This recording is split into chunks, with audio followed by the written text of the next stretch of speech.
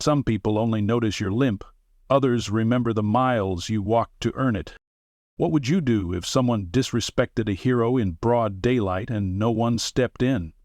Let us know in the comments section below. She didn't like crowds. That was the first thing people didn't understand about Rebecca Malone. It wasn't fear, it was calculation. Her eyes moved through a room like a scanner, measuring threats, exits, obstacles. Even in civilian clothes, her body carried military memory. Straight back, slight tilt of the chin, left leg lagging half a second behind the right. Rebecca never corrected people when they assumed things, that her cane meant weakness, that her silence meant guilt, that her soft eyes meant she'd take whatever they gave. She wasn't angry. Anger wasted energy. But she remembered everything. Especially faces. She parked her Dodge Ram in the handicapped spot closest to the diner entrance, backing in like always. That way, if something went sideways, she wouldn't need to reverse. The VA sticker on her windshield caught the morning light, casting a faint green gleam on the dashboard. Rebecca took a breath, checked her 6 out of habit, and opened the door. 2 men sitting on parked Harleys near the entrance glanced over. Leather vests, sleeveless. One of them nudged the other with his elbow and tilted his chin toward her. Rebecca stepped out of the truck. Cane first, right leg firm, left leg dragged. That was the moment it started. Vince Dalton, known to most of the Steel Reapers MC as Chains, watched her the way a dog watches a rabbit. Amused, lazy, confident. He leaned back against his bike like it was a throne and called out before she even reached the curb. "Well, would you look at that? Must be better in discount day." Rebecca didn't pause. Didn't break stride. But her jaw locked slightly. Just enough for someone watching closely to notice. Chains grinned. "You need help, sweetheart? Or is that just a fashion accessory?" His friend, Rick Dog Mayers, let out a bark of laughter. "Bet she got that limp falling off a bar stool, not a battlefield." Rebecca kept walking. She didn't wince. She didn't roll her eyes. She didn't even blink. That burned Chains worse than any insult could have. Disrespecting someone was one thing. Being ignored was a whole different insult, especially by someone who looked like her. Small, pale, female, and carrying the cane like it was a damn sword. Inside the diner, Rebecca took her usual booth at the back left corner. Seat against the wall, full view of the room, windows behind her. She didn't need to check the menu. She came here every Sunday after her physical therapy appointment. Bacon, black coffee, eggs over medium. No toast. She heard the laughter outside again. It crawled under the door, slithered across the tile floor, and tried to reach her. She lit. The waitress, Mandy, brought the coffee without asking. "You okay, hun?" Rebecca gave a faint nod. Mandy hesitated. "I heard 'em." "Don't listen to 'em. They're always hanging around here lately, making noise, acting like they run the lot." Rebecca finally looked up. Her eyes were calm, but her tone was firm. "They don't." Mandy blinked, then nodded, like she'd been told a secret. The bell above the door jangled. Rebecca didn't need to turn. She could smell them. Motor oil, sweat, beer breath. And hear the scrape of leather against denim. Chains strutted in first, followed by Dog and another guy with a spiderweb tattoo on his scalp. The laughter was gone now. They wanted a reaction. Chains pointed toward Rebecca's table. "Mind if we join you, Corporal Crutches?" Mandy stepped forward. "We got other tables." Chains smiled, but it didn't reach his eyes. "Nah, we like the company." Rebecca sipped her coffee. "It's Sergeant." Chains squinted. "What?" "You said corporal. I was a sergeant." Dog made a low ooh noise. "Touchy. That's military folks for you. Can't take a joke." Rebecca's voice didn't rise. "This isn't a joke. It's a table. I came here for peace. You came here for noise. There are other places for that." The third man stepped closer, like he might say something. Rebecca set down her cup. Slowly, deliberately, Her left hand slid beneath the table edge, resting casually. Military readers would spot it as the kind of readiness that came from 1,000 drills. Chains wasn't stupid, just mean. He noticed. He tilted his head, mock innocent. "You threatening me, lady?" "No. I'm reminding you I'm not afraid."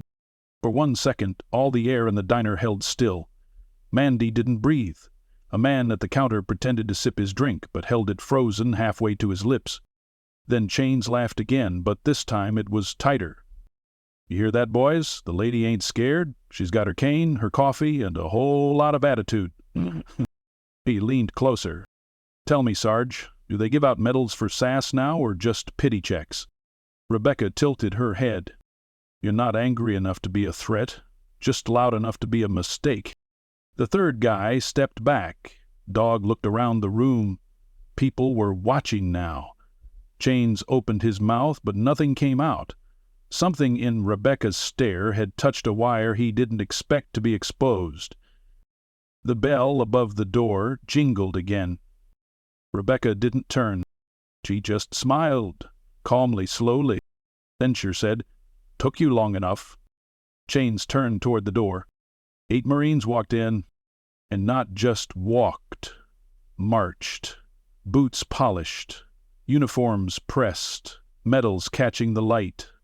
Each one paused, looked directly at Rebecca, then formed a line against the front window like a wall. One of them gave a nod. Chains took a step back.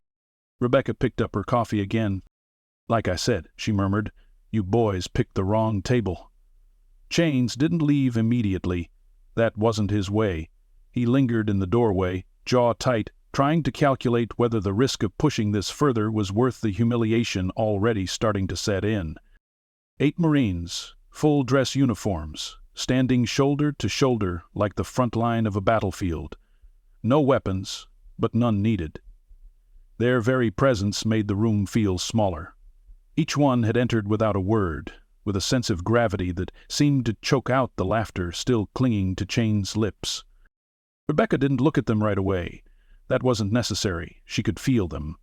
The weight of loyalty, the kind of presence only those forged in combat could carry into civilian life.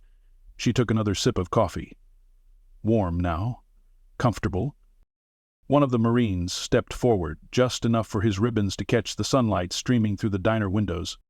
"Ma'am," he said with formal reverence, offering a slight nod. "We came as soon as we heard." Rebecca didn't smile, not yet. Her voice was soft but crisp. "You took your time." Sergeant Miguel Mick Reyes cracked the faintest grin. "Got stuck behind a funeral procession. Guess we figured one wasn't enough for today." The others chuckled. Low, respectful, not breaking the air of discipline they carried. Each of them stood still, eyes forward, but all of them had subtly turned their attention to the bikers. Not confrontational, not challenging, just present. Chains glanced behind him. Dog and the third man, he was called Reek, for reasons best left unexplored, shifted uneasily. Reek looked like he wanted to vanish. Dog kept touching the handle of his belt, which held nothing more dangerous than a chain wallet. But they all felt the same thing. They weren't in control anymore. Chains stepped toward Rebecca's table again, slower this time. His voice lowered a notch, trying for casual, but it was thinly veiled tension. "These boys yours?" Rebecca finally looked up. "No." Chains raised a brow. "Could have fooled me." "They don't belong to me," she said evenly. "They belong to something bigger." The dog cleared his throat. "Look, we didn't mean—" Rebecca cut him off with a single glance. "We didn't mean anything," Doug repeated, softer this time. "Just talking, you know." One of the younger Marines, Lance Corporal Hayden Briggs, took a slow step forward. He was barely in his 20s, but carried himself like he'd been through 3 wars. Maybe he had. You learned not to assume with this generation of veterans. He looked Dog in the eye and said nothing. Chains shifted his weight. "All right, show's over. Let's bounce." He turned toward the exit, but Rebecca's voice stopped him cold. "You said something before," she said, "in the parking lot." Chains froze. Rebecca didn't raise her voice. She didn't need to. "You called me sweetheart. You told me the space was for real soldiers." Silence. A truck honked in the distance. Somewhere a kid's laughter filtered faintly through the glass from a neighboring business. But in the diner, everything else was still. Chains turned back, trying to puff his chest again. "Yeah, so what?" "Just curious," she said, folding her hands on the table. "What does a real soldier look like to you?" Chains blinked. "Beards and bikes?" Rebecca asked. "Leather and noise, loud opinions and no discipline?" Nick stepped closer behind her, but not too close. "Careful, Chains," he murmured. "You're outnumbered and outclassed." Chains looked at him. "You threatening me, Marine?" "No," Mick replied. "I'm describing the obvious." Rebecca stood. She didn't lean on the cane. She didn't waver. Her left leg, prosthetic from mid-thigh down, gleamed slightly in the morning light. That's when Dog saw it, and for a moment everything made sense to him. The limp, the silence, the control. "She lost it in Helmont," Mick said, his tone respectful, not pitiful. "Convoy took a hit. She stayed behind to pull 2 men out of a burning MRAP before the second blast came. 3rd-degree burns, shrapnel, and a busted spinal disc, but she walked herself to the medevac. She wasn't supposed to walk again," added Zone Wynn, the squad's tech expert, standing closest to the door. "But 6 months later, she stood in uniform at the funeral of the men she couldn't save. Stood, not wheeled. Stood." Rebecca didn't blink as they spoke. She didn't correct them. She didn't embellish. But her hand tightened slightly round her cane. Chains looked like he wanted to say something sarcastic, but the words wouldn't come. Not with 8 silent witnesses watching. Not with the weight of their gaze pressing down on him like the laws of gravity.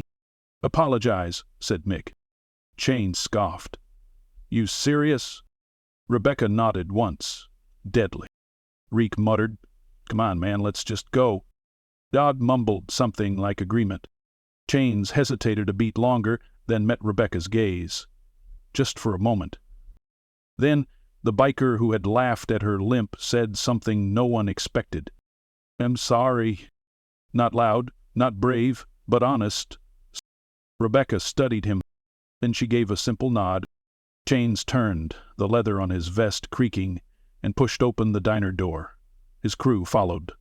No words, no threats. Just silence. The kind that follows storms. Rebecca sat back down. Mendy returned, hands shaking just a little. That was something." Rebecca just nodded. "It's over." But Mick's voice came from behind her. "No, it's starting." She turned. The squad didn't move. One by one, each Marine removed their cover, placing their white caps to their chest. 8 veterans, 1 table, 1 woman. Outside, someone in the parking lot had begun recording, and the camera didn't capture anger. It captured dignity. By noon, the video had hit 3,000 views. By 3:15, it crossed 30,000. By dinner, the local news was replaying the moment frame by frame. 8 Marines in full dress blues, standing silent in a parking lot behind a wounded veteran who never once raised her voice. Rebecca Malone never intended to go viral. She hated that word, viral, like something sick spreading, but the video wouldn't stop. People reposted it with hashtags like Real Hero, Semper Fi Sister, and Respect Our Veterans. Friends she hadn't spoken to in years were tagging her in comment threads, texting her screenshots, DMing her clips with captions like, "This you?" She ignored most of it, except the message from Emma Sullivan. "Emma, still holding the line, huh, Sarge?" Rebecca replied with a single word. "Rebecca, always." The phone vibrated again seconds later. "Emma? Need backup?" Rebecca smiled despite herself and typed, "Already showed up." Her inbox flooded. Congressional reps, veteran support organizations, a morning show asking if she'd be willing to appear live. She deleted most of it. She didn't need attention. She needed space. But the attention kept growing. Within 24 hours, national headlines were picking it up. Disabled veteran confronted by bikers. Watch how 8 Marines respond. She said nothing. Her brothers spoke with silence. What happened in this parking lot will leave you in tears. Mandy, the waitress at the diner, had texted her a shaky video she took from behind the counter. It was grainy and a little crooked, but it caught every beat. Chain's mockery, Rebecca's quiet dignity, the Marines entering like ghosts summoned by respect. Rebecca hadn't even realized Mandy was filming. She was sitting in her kitchen now, days after the moment itself. Her prosthetic leg resting on the footrest of her worn recliner, the cane leaned against the counter. The same silence she always preferred now felt like a vacuum that wouldn't close. Her service dog, Kodiak, a black lab with a silvering muzzle, sat at her feet, head on her boot. He could sense it. Something was changing. It wasn't just the views or the interviews. It wasn't just the wave of support. It was the messages that hit different. The quiet, private ones from women who didn't have Marines show up when they were mocked. From veterans who were told they didn't look disabled. From girls in ROTC who'd seen the video and said it made them want to serve. She hadn't asked to be a symbol. She had just asked for coffee. And now she was a story. She heard the crunch of tires on gravel out front. Kodiak perked up instantly, then relaxed just as quickly. He knew the engine. Rebecca pushed herself up, grabbed the cane, and limped to the front window. Mick Reyes was parking his truck by her mailbox, wearing jeans, a gray hoodie, and a baseball cap pulled low. He was carrying a small paper bag in one hand and a 6-pack of root beer in the other. He opened the door before he could knock. "You bring bribes?" she asked. "I bring peace offerings," he said, lifting the bag. "Apple fritters. From the good place, not the gas station." She smirked and let him in. They sat at the table, the same way they did back when they were stateside before that last deployment, trading silence, not small talk. Mick popped open a bottle of root beer and set one down in front of her. "You seeing all this?" he asked. "I'm not trying to," she replied. He nodded. "But it's happening." "Yep." Mick studied her for a second. "How are you, really?" She hated that question. But when Mick asked, it didn't feel like pity. It felt like readiness. "Worn out," she admitted. "Not from the attention, from the memory." He nodded again. "Helmand?" "No, coming home. The stairs, the assumptions. People thinking you're either a hero or broken. No middle ground." Mick leaned back in his chair. "They think we're statues or time bombs. I'd settle for just being a person." Mick tapped the bottle cap against the wood. "You were more than a person that day. I didn't do anything. You didn't need to." There was a knock at the door. Mick stood, but Rebecca waved him off. Kodiak was already at the entrance, tail wagging low, alert but calm. Rebecca walked over and opened it. It was a teenager, maybe 16, nervous, clutching a folder and a phone. "Hi," the girl said. "Sorry, Are you Sergeant Malone?" Rebecca didn't answer right away. The girl had braces, a buzzed haircut under a knit cap, and a slight tremor in her hand as she held out the folder. "I'm in the junior ROTC at West Hill High," she said. "We saw your video. My class did a whole thing on it, and our instructors said we should write letters to someone who, reminds us of why we wear the uniform." Rebecca slowly took the folder. It's like 20 in there," the girl said. "Mine's in blue ink." Then she pulled something from her hoodie pocket. "I drew this, too." It was a sketch. A pencil drawing of Rebecca, standing in front of a row of Marines. The detail wasn't perfect, but the feeling was right. Her posture, her cane, her silence. Rebecca didn't speak. The girl handed it over carefully. "We just wanted to say thank you for being someone we could look up to, and I hope it's okay we came." Rebecca swallowed, but her voice still came out steady. "It's more than okay." The girl smiled, stepped back down the porch, and hurried off with a shy wave. Mick leaned against the doorway behind her. "Still think you didn't do anything?" Rebecca didn't answer. He just held the drawing a little tighter. Rebecca didn't go back to the diner right away, not because of fear. She had faced down IEDs, firefights, and medevac choppers under live rounds. Fear was the language she no longer spoke. But she also knew something about space, when to give it, when to take it. And after that parking lot moment turned into a national conversation, space was something she needed more than ever. So for 3 weeks she kept to the edges of her small town. She walked Kodiak in the early hours before the sun baked the sidewalks. She ran her errands at odd times, slipped in and out of stores with her baseball cap low and sleeves over her prosthetic. She didn't avoid people. She just didn't want to be treated like a headline. But people noticed anyway. She found a bouquet of sunflowers left on her porch one morning. No note, just a small Marine Corps pin attached to the stem. Another day, she got a letter from the parents of one of the men she served with, Corporal Dalton Reyes, no relation to Mick, who died in the same blast that took her leg. They'd seen the video. They wanted her to know he would have stood there too, if he could. Rebecca folded the letter carefully, twice, and slid it into the drawer with her medals. That drawer rarely opened. Now it stayed cracked, like a door no longer afraid of being touched. When she did return to the diner, it was a Wednesday. Mid-morning, quiet, only a few regulars and one guy fixing the soda machine. She pushed the door open with the flat of her hand and stepped inside, Kodiak at her side. The bell jingled like it always had. Mandy looked up from the counter and froze. Then she smiled, slow and warm. "Took you long enough." Rebecca eased into her old booth without a word. Mandy brought the coffee before she could even order it. "I kept your mug," she said. "Wasn't about to let it get washed with the regulars." Rebecca raised an eyebrow. "You have a mug rotation system? Only for war heroes?" Rebecca winced, but Mandy waved it off. "Don't start with the modesty. You didn't ask to be a symbol, but you are.